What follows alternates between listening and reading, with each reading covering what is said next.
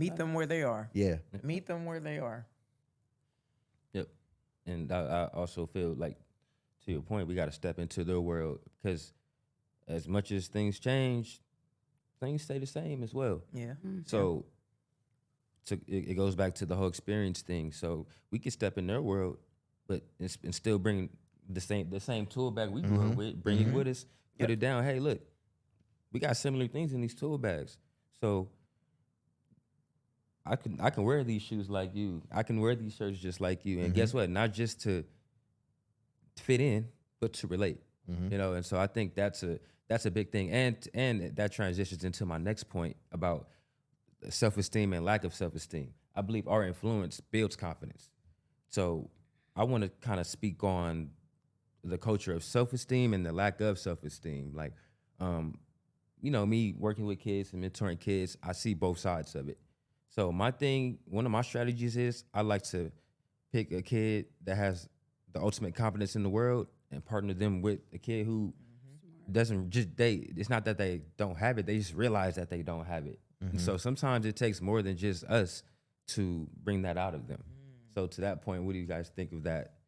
I like that idea. I like that strategy of taking this kid who is highly confident, and pairing them with a kid that may lack, some confidence.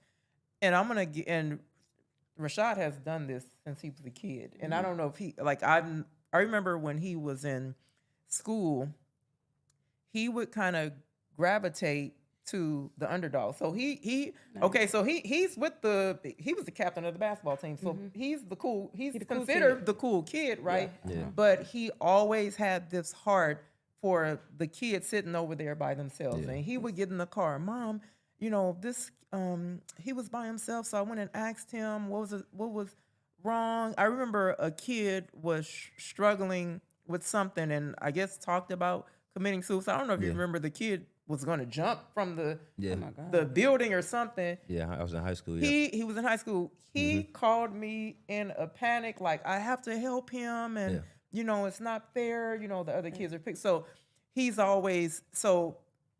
was that kid that he's talking about. So for him, that it's really not a strategy, it's who he is. He's always done that since he was a kid. And I think, and that's good. I love that about him, that he had that heart for what the so-called underdog, right?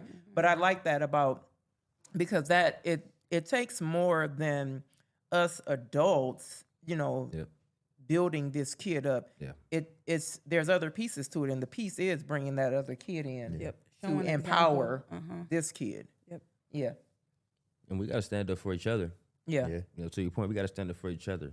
The example you just provided is just, I've never liked bullies. I never liked people who pick on others, and because everybody got a story. Yeah. So I've never subscribed to that. Even if I felt like I was doing it, I'd go home and feel bad, and that next day I would try to correct that mistake. Yeah.